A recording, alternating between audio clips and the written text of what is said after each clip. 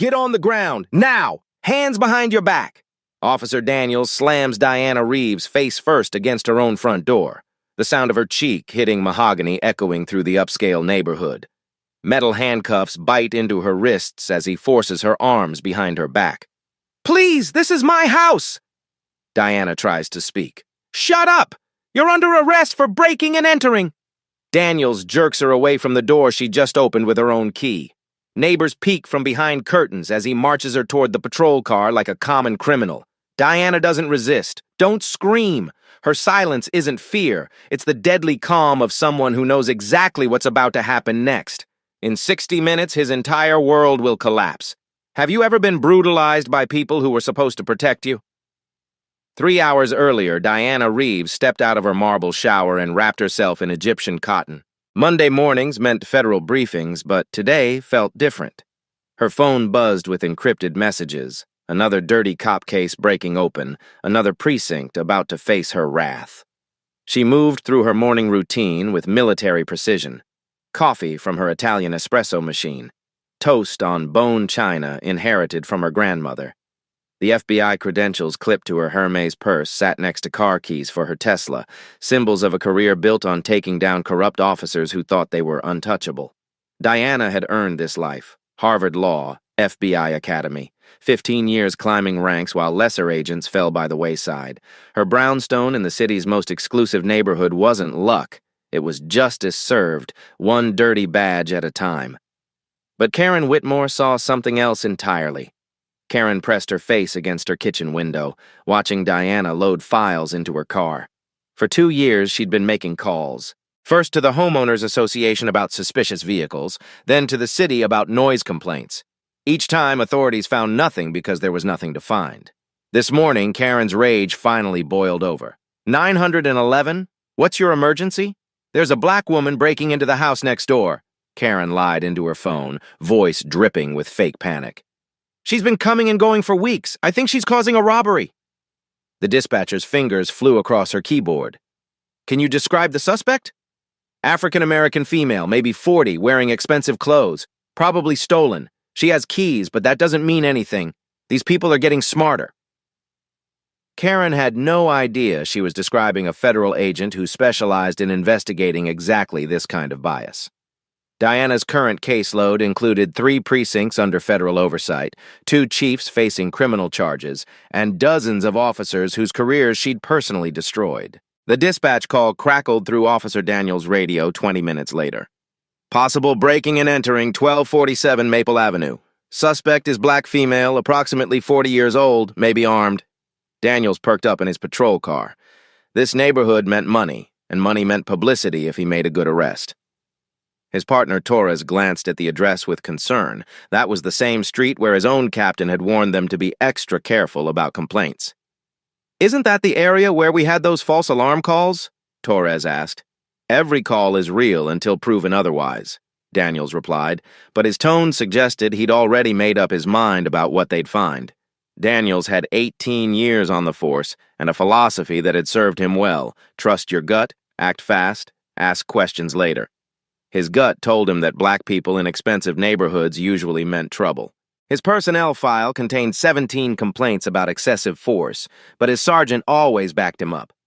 What Daniels didn't know was that his precinct was already under federal investigation. Diana's team had been building a case for months, documenting patterns of racial bias, excessive force, and departmental cover-ups. Her files contained Daniels' name highlighted in red, a primary target for federal prosecution. The irony was perfect, the hunter about to become prey. Diana's phone buzzed with a text from her partner, Agent Carter. Running late for the briefing, Daniel's case about to break wide open. Where are you? Diana typed back. Leaving now, this one's going to be big. She had no idea she was about to become the star witness in her own case. As Daniels and Torres drove toward Maple Avenue, Diana locked her front door and activated her security system. Multiple cameras captured her every movement, evidence that would later prove crucial. Her keys jingled in her manicured hands, the same hands that had signed federal arrest warrants for corrupt officers across 3 states. The morning sun cast long shadows across her perfectly manicured lawn. In 60 minutes, that same lawn would be trampled by backup officers, crime scene tape, and the boots of the man who was about to make the worst mistake of his career. Diana climbed into her Tesla, adjusted her rearview mirror, and saw Karen still watching from her window.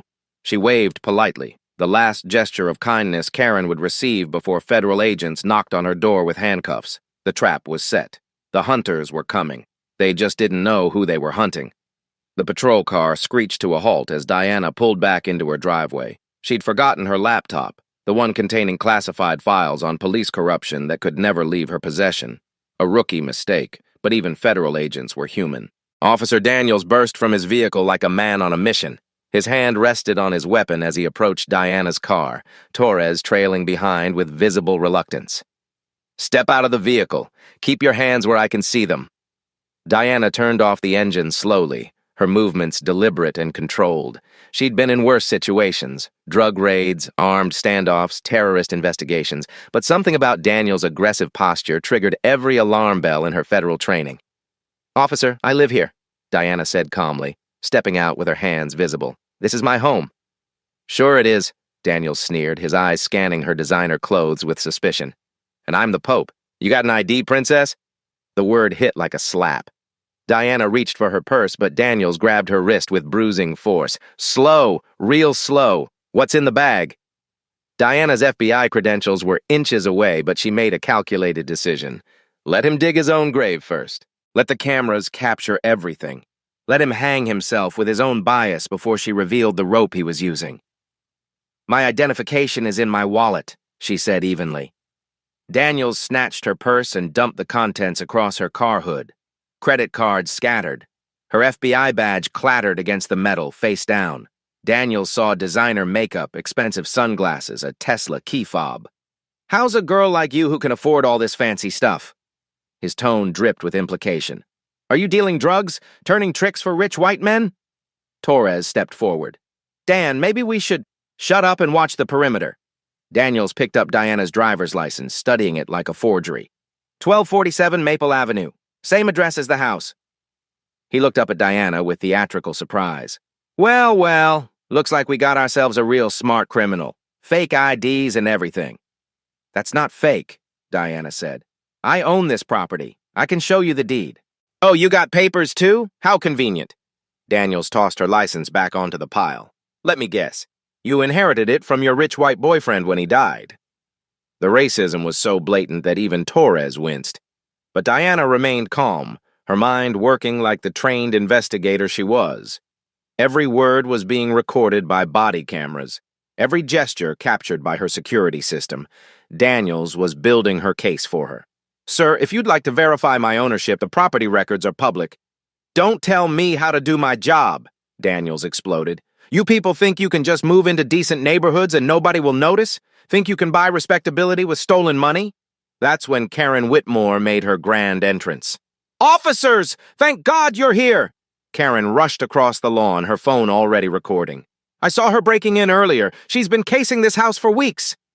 Diana turned to face her lying neighbor. "Karen, you know that's not true."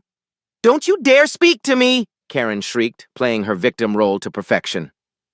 "I've been terrorized by this woman for months. She threatens me, plays loud music, brings drug dealers to the neighborhood." Torres looked confused. The house was clearly well-maintained, the woman was obviously educated, and nothing about this situation matched the 911 call. But Daniels had found his star witness. "Ma'am, are you the one who called this in?" he asked Karen. "Yes, I've been calling for months, but nobody listens. These people think they can do whatever they want because of political correctness." Diana's jaw tightened.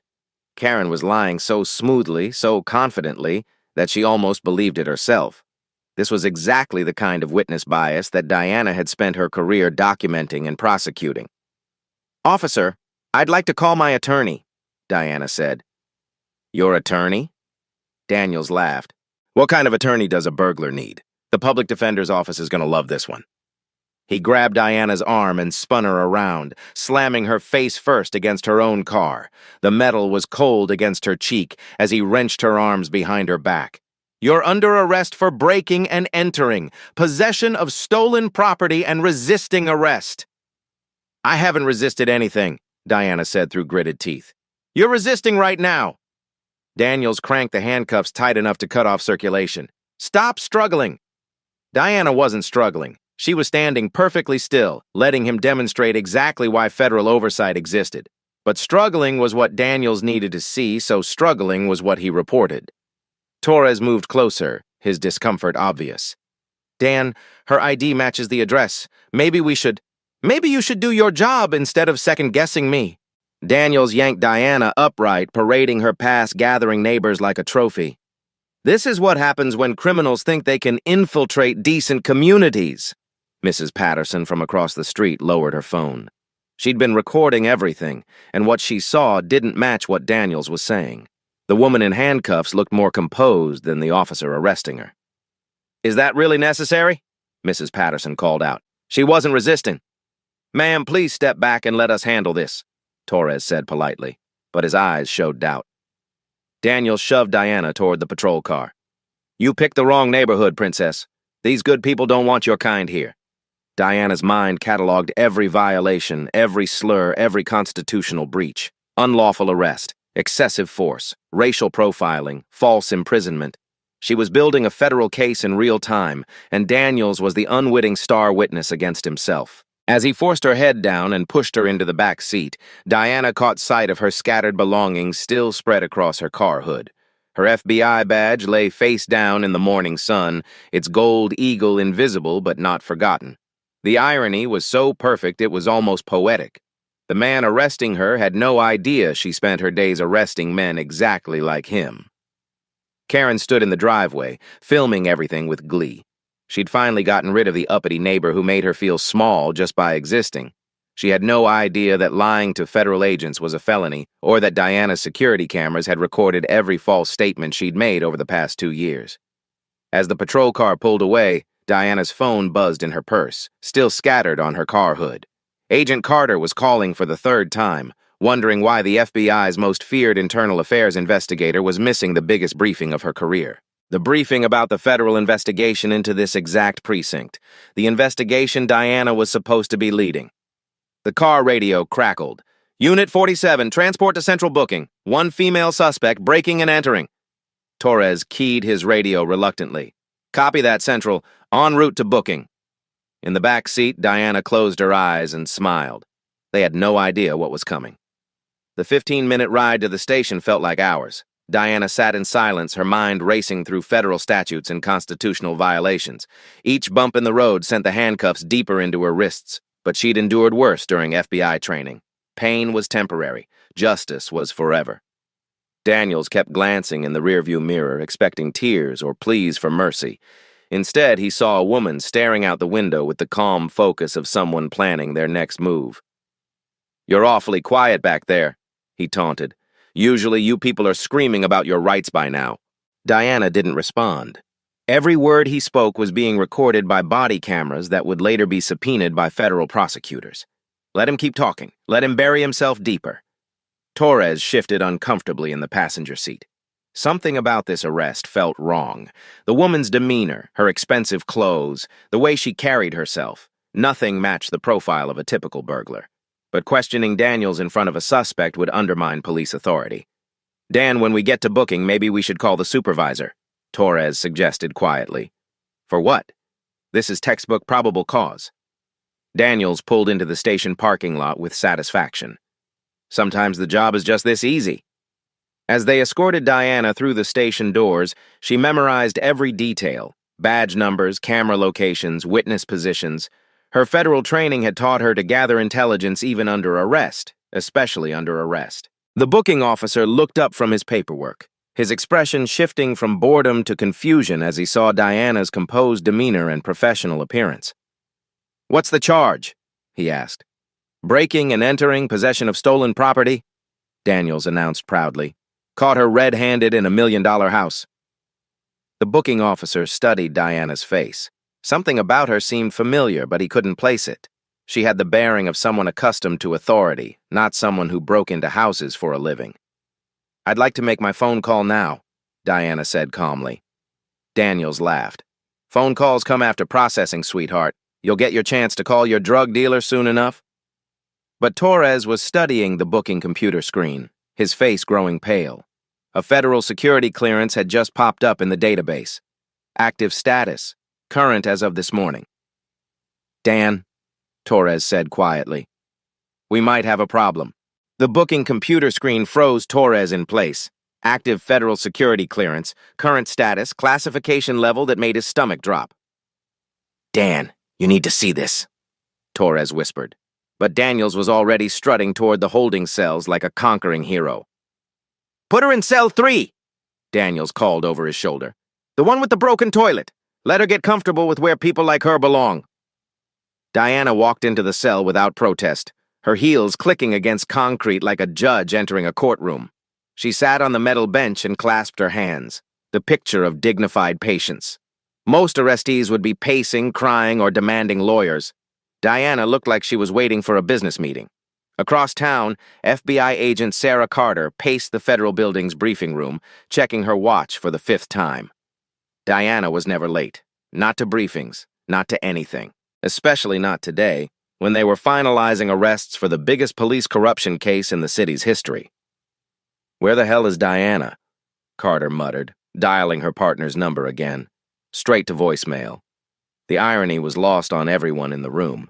They were planning to arrest corrupt officers from the exact precinct where Diana now sat in a cell, handcuffed by the very men they were investigating. Back at the station, Torres pulled Daniels aside with trembling hands. We have a serious problem. Look at this. Torres pointed at the computer screen. Federal clearance, active status. This woman isn't some burglar. Daniels squinted at the screen dismissively. Computer glitch, happens all the time. These criminals are getting better at identity theft. Dan, this isn't identity theft. The photo matches, the biometrics match, everything matches. So what if she works for some government office? Plenty of federal paper pushers commit crimes. Doesn't change anything. But Torres was already calling the FBI field office, his voice shaking as he explained the situation to the duty agent. The response made his blood freeze. Special Agent Diana Reeves? Are you insane? She's our lead internal affairs investigator. If you've arrested her, you better have ironclad evidence or you're all going to federal prison. Torres hung up and grabbed Daniels by the shoulder. We arrested a federal agent who investigates police corruption. Bullshit! Daniels spat, but his confidence was cracking. She's a criminal. I know a criminal when I see one. The booking officer approached with Diana's personal effects, his face pale as he held up the FBI badge that had been face down on her car hood. Special Agent Diana Reeves, Federal Bureau of Investigation Internal Affairs Division, he read aloud. Badge number 2847, issued January 15th, 2010.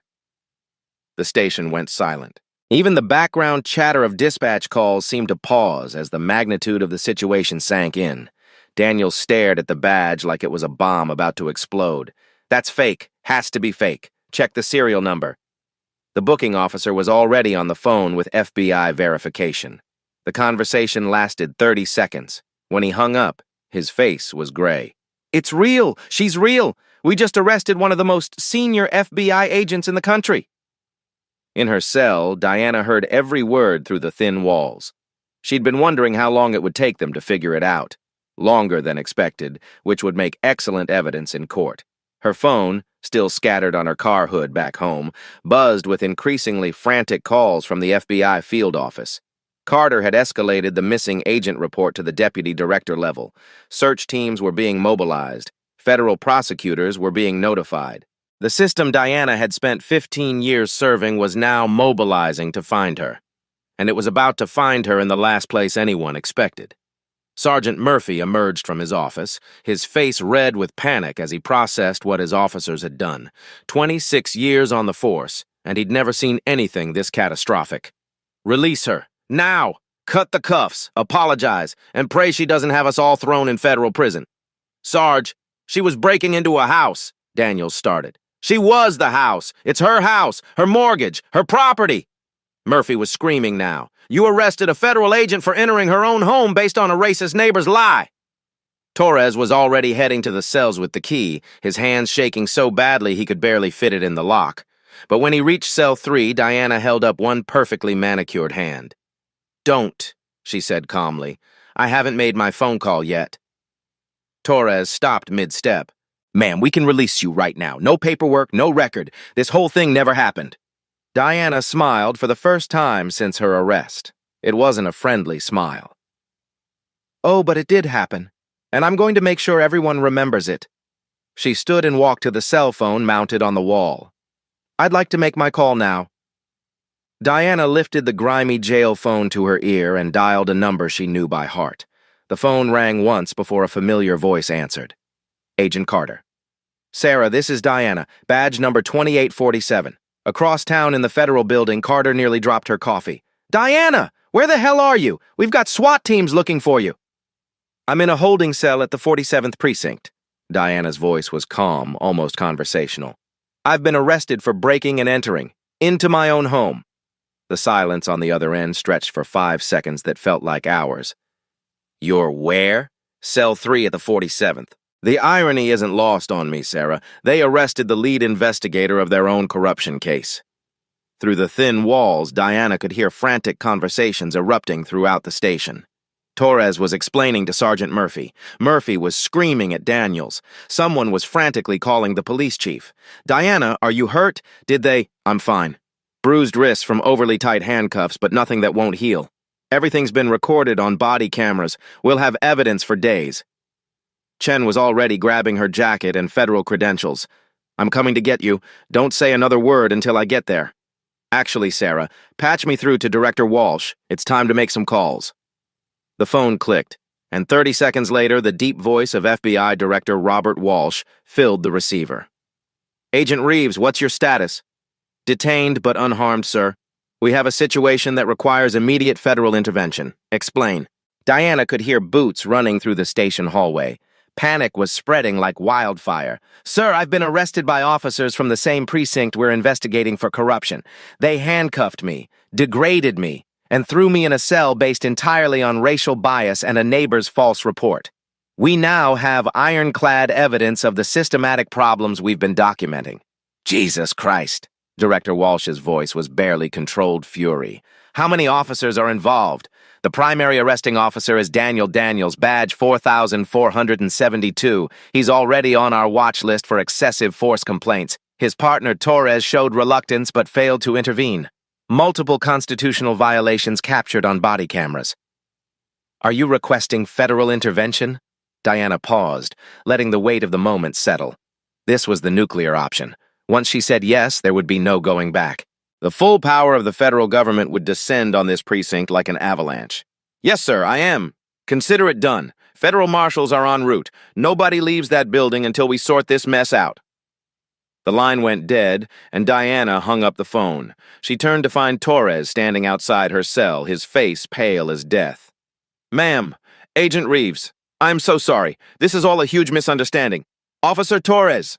Diana's voice carried the authority of someone who'd sent corrupt cops to federal prison. Everything that happened today was recorded. Your body camera, the station cameras, my home security system. There are no misunderstandings, only evidence. Torres fumbled with the cell keys. Please, let me get you out of there. Not yet. Diana sat back down on the metal bench, crossing her legs like she was in a boardroom. I want to experience the full extent of your department's hospitality before I leave. Down the hallway, Sergeant Murphy was on the phone with Police Chief Harrison, his voice cracking with panic. Chief, we've got a federal situation. Daniels arrested an FBI agent. Not just any agent, internal affairs, the one investigating us. Chief Harrison's response was explosive. What the fuck did you just say? She's here, in our holding cell. Federal agents are on their way. Get me Daniels, now! Daniels approached the phone like a man walking to his execution. His swagger had evaporated the moment he saw Diana's federal badge. Chief? You worthless piece of shit. Do you have any idea what you've done? Sir, I was responding to a 911 call about a break-in. You arrested the FBI agent investigating our department for corruption. She's been building a case against us for months, and you just handed her everything she needs. The phone slammed down, leaving Daniels staring at the receiver in shock. Meanwhile, Diana's arrest had triggered emergency protocols throughout the federal system. The FBI deputy director was calling the mayor.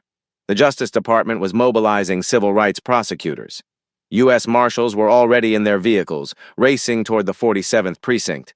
Agent Carter burst through the station doors with federal credentials raised and 3 other agents flanking her. "I'm Special Agent Sarah Carter, FBI. Where is Special Agent Diana Reeves?" Sergeant Murphy approached with his hands raised like he was surrendering. "Agent Carter, there's been a terrible mistake. The only mistake was arresting a federal agent for the crime of being black in her own home." Carter's voice could have cut glass. "Where is she?" "Cell 3. But we were just about to—" "Nobody moves until the U.S. Marshals arrive. This is now a federal crime scene." Through the chaos, Diana could hear car doors slamming in the parking lot. Heavy boots on concrete. The sound of federal authority asserting itself. But the biggest shock was yet to come. Agent Carter approached Diana's cell and held up a classified folder marked Operation Blue Wall. "Diana, you need to see this. The timing is incredible." Diana read the first page through the cell bars, and for the first time all day, her composed facade cracked. The federal investigation she'd been leading wasn't just about this precinct. It was about a network of corrupt officers spanning 5 precincts, including systematic racial bias, evidence tampering, and civil rights violations. Officer Daniels wasn't just a target. He was the primary target, and he'd just arrested his own prosecutor.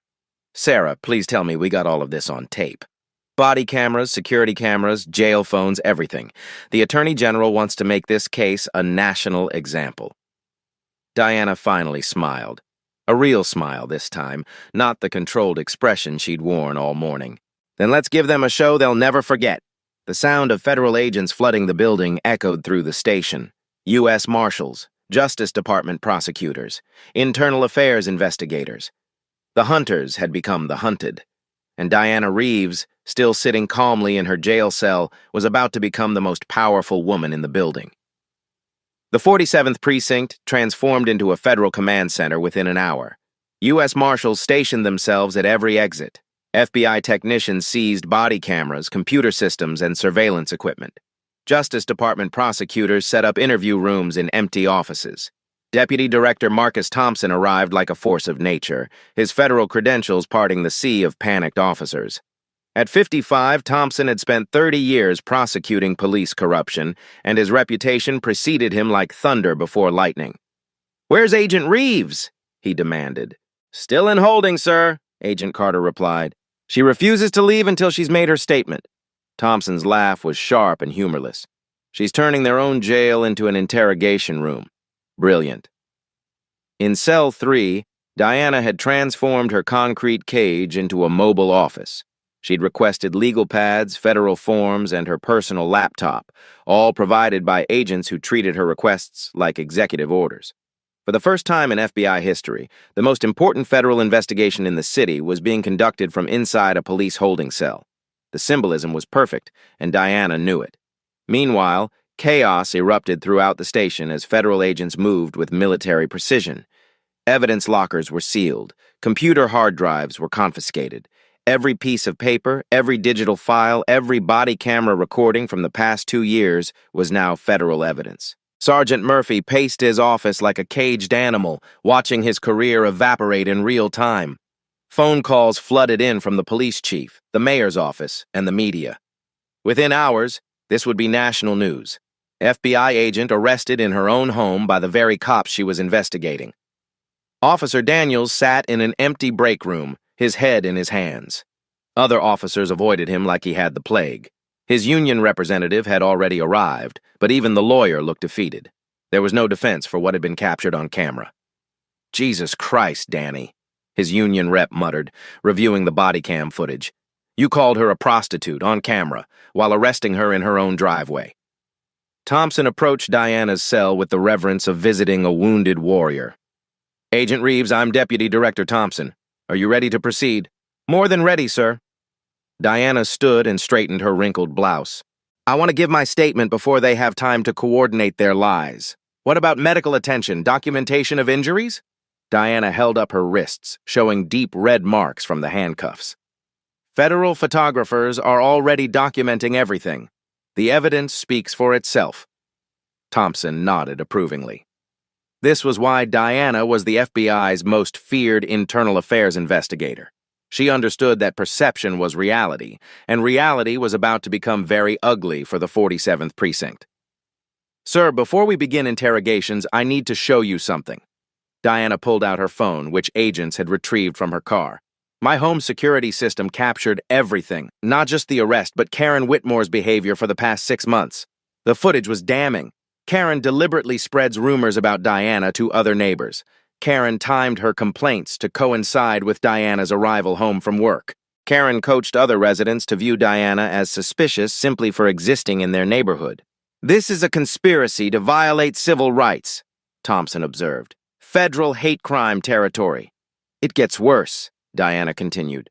I've been tracking similar patterns in 5 other gentrifying neighborhoods. White residents weaponizing police against black homeowners through false reports. It's systematic, organized, and racially motivated. Thompson's expression hardened. How many precincts? 7 that we know of. This could be the biggest civil rights case since the 1960s. Federal agents were simultaneously conducting interviews throughout the building. Officer Martinez, who'd witnessed Daniel's previous racist behavior, was finally given the opportunity to report what he'd been afraid to say for years.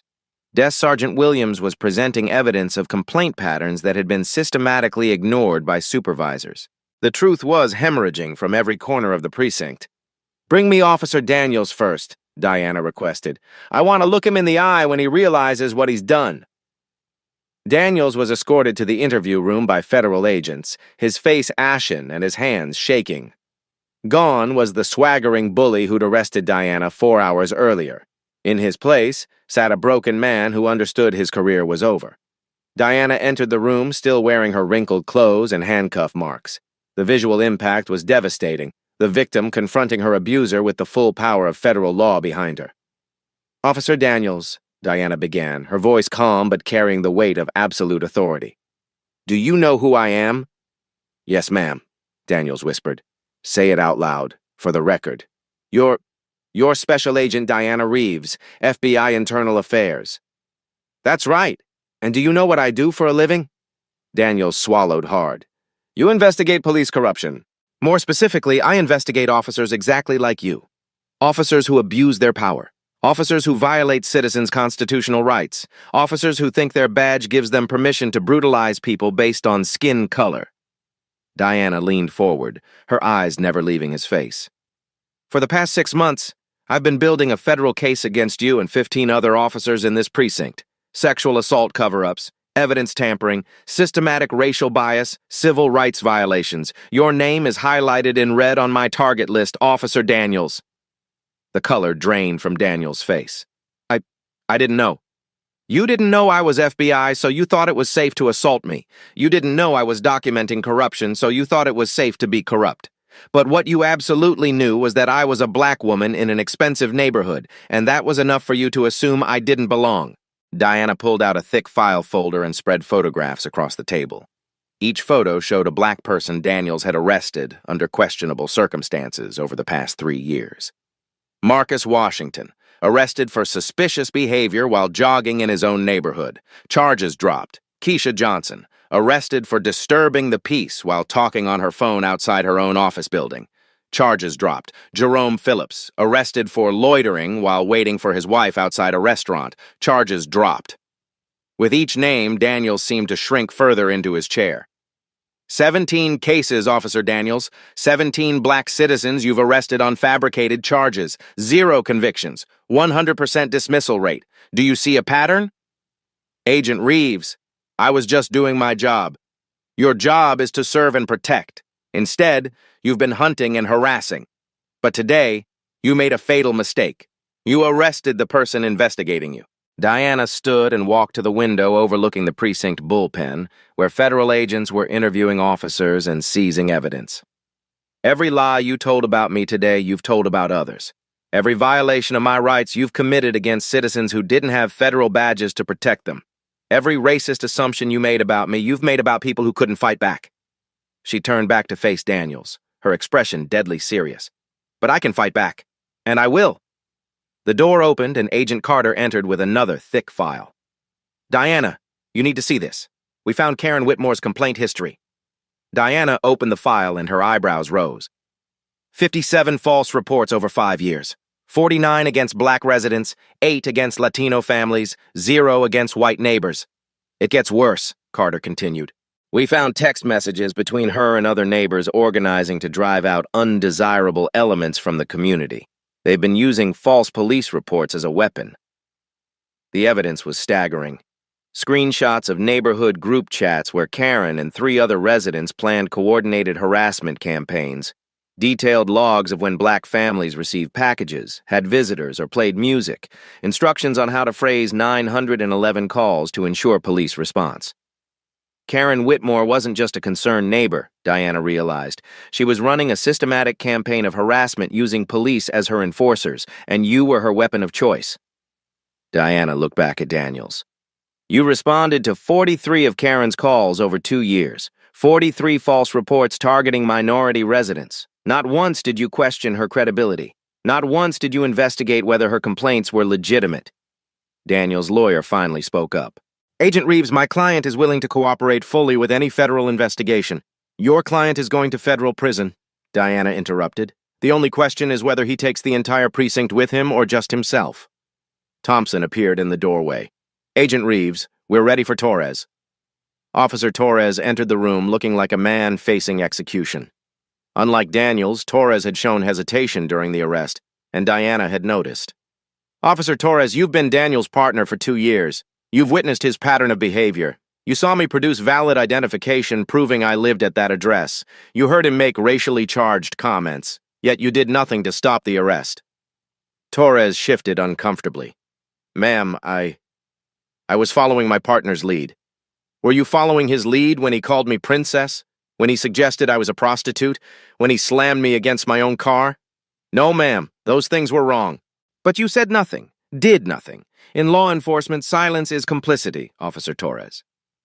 Diana pulled out Torres's personnel file. 8 years on the force, decent record, no excessive force complaints, several commendations for community service. You're not like Daniels, are you? No, ma'am, I'm not.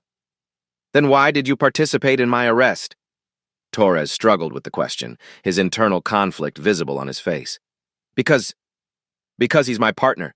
Because I trusted his judgment, because I was afraid to challenge him. And because I was black, Diana added quietly. Torres flinched. Yes, ma'am.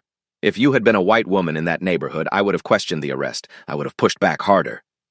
It was the first honest answer she'd heard all day. Officer Torres, you have a choice to make. You can go down with Daniels and face federal charges as a co-conspirator, or you can testify truthfully about what you witnessed and help us clean up this department. Torres looked at his hands, then back at Diana. What do you need me to do? Tell the truth. All of it. The racist comments, the excessive force, the pattern of behavior you've witnessed. Help us make sure this never happens to anyone else. Thompson stepped forward with federal immunity paperwork. Officer Torres, in exchange for your full cooperation and truthful testimony, the federal government is prepared to offer you immunity from prosecution. Torres signed the papers with shaking hands, effectively ending Daniels' career and sealing his own redemption. As Diana finally walked out of her own jail cell and through the precinct she'd just conquered, every officer she passed looked away in shame. The hunter had become the hunted, and justice was no longer theoretical. 6 weeks later, the federal courthouse buzzed with anticipation as the most significant civil rights case in decades reached its climax. Media trucks lined the street, civil rights leaders filled the gallery. The nation was watching. Diana sat at the prosecution table, no longer the woman in handcuffs, but the federal agent who would reshape American policing. Her testimony had been devastating, precise, and unshakable. Every racist comment, every constitutional violation, every moment of her arrest had been dissected under oath. Federal Judge Margaret Carter, no relation to Agent Carter, reviewed the mountain of evidence before rendering judgment. Body camera footage, security recordings, text message conspiracies, financial records showing the systematic exclusion of minority residents from the neighborhood. In 30 years on the bench, Judge Carter began, I have rarely seen such a clear-cut case of institutional racism and civil rights violations. Officer Daniels sat with his head bowed as the judge continued. Mr. Daniels, you arrested a federal agent in her own home based solely on racial bias. You subjected her to physical and verbal abuse. You violated every oath you took as a police officer. Your actions represent the worst of American law enforcement. The gavel fell with finality. 5 years in federal prison, no possibility of parole. Daniel's wife sobbed in the gallery. His children would grow up knowing their father was a convicted criminal. Justice had a price, and he was paying it in full. Karen Whitmore's sentencing was equally swift and brutal. "Miss Whitmore," Judge Carter's voice carried contempt, "you weaponized law enforcement against your black neighbors for over 5 years. You filed 57 false reports designed to harass, intimidate, and drive minority families from their homes. Your text messages reveal a level of racial hatred that belongs in history books, not modern America." Karen's lawyer tried one final plea for mercy, but the evidence was overwhelming. 2 years in federal prison for conspiracy to violate civil rights. Additionally, you will pay full restitution to every family you targeted, estimated at $2.3 million in damages, legal fees, and emotional distress. Karen collapsed in her chair. Her house would be sold to pay the judgments. Her social media empire of neighborhood watch groups was disbanded. The woman who'd tried to destroy Diana's life had lost everything. But the real transformation was happening at the 47th Precinct. Federal oversight had descended like a cleansing storm. Captain Harrison was forced into early retirement.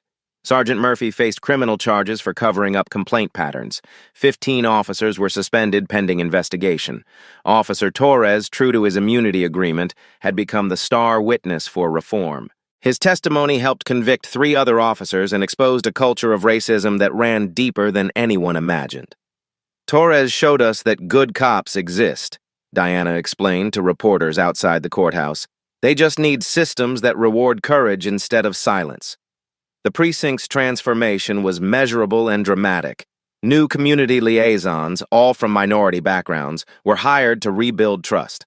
Mandatory bias training became monthly, not yearly. Body cameras were reviewed by federal monitors, not internal affairs.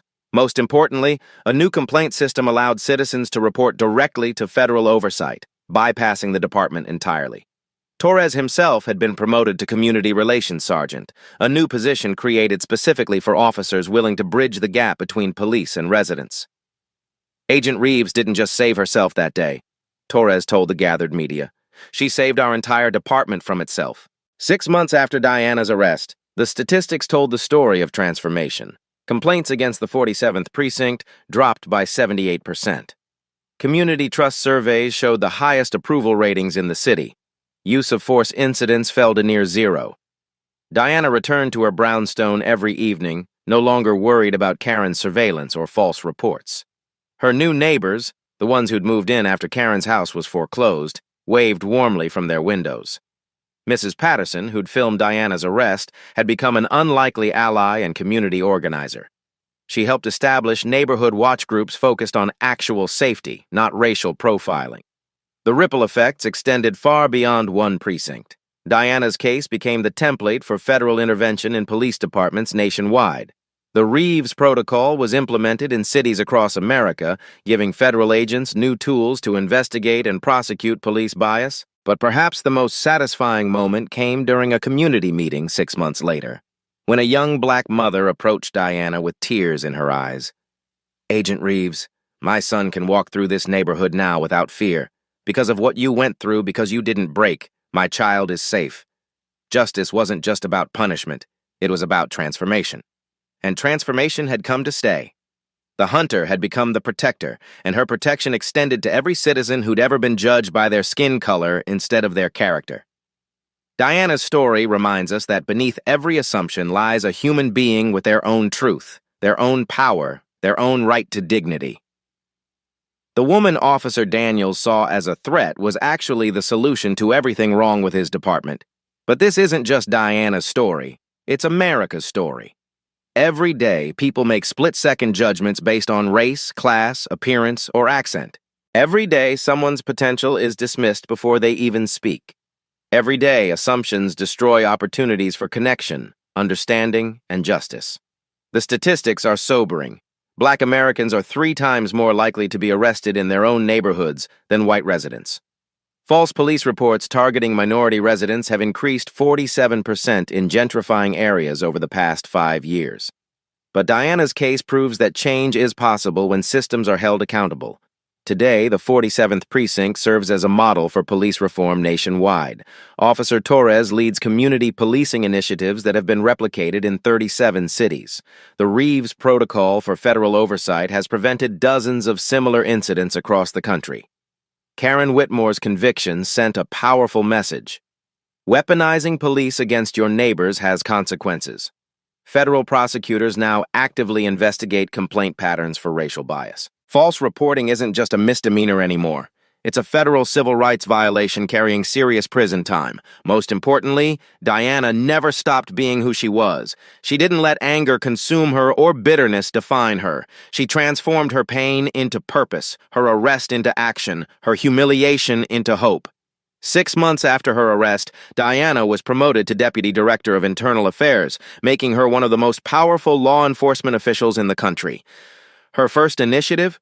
Training programs teach officers to recognize their own bias before it destroys lives. Justice isn't revenge, Diana said during her promotion ceremony.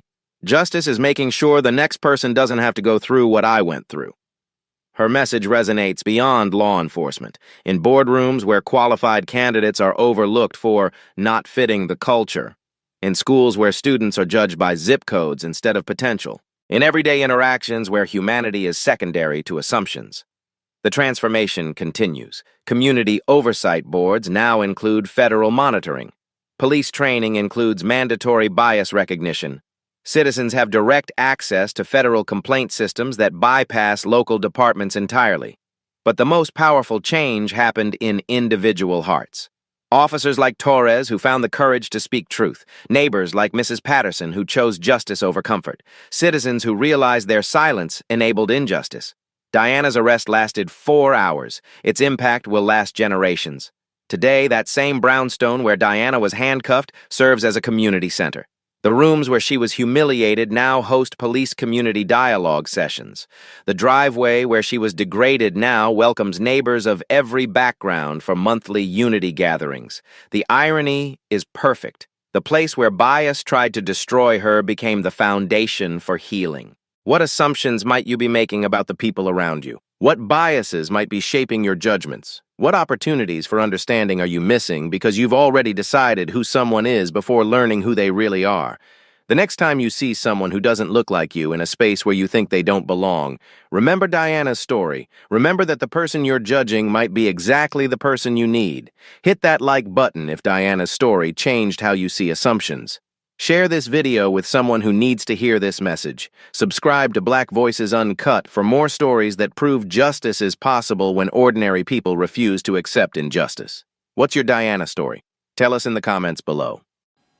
At Black Voices Uncut, we don't polish away the pain or water down the message. We tell it like it is because the truth deserves nothing less. If today's story spoke to you, click like, join the conversation in the comments, and subscribe so you'll be here for the next Uncut Voice.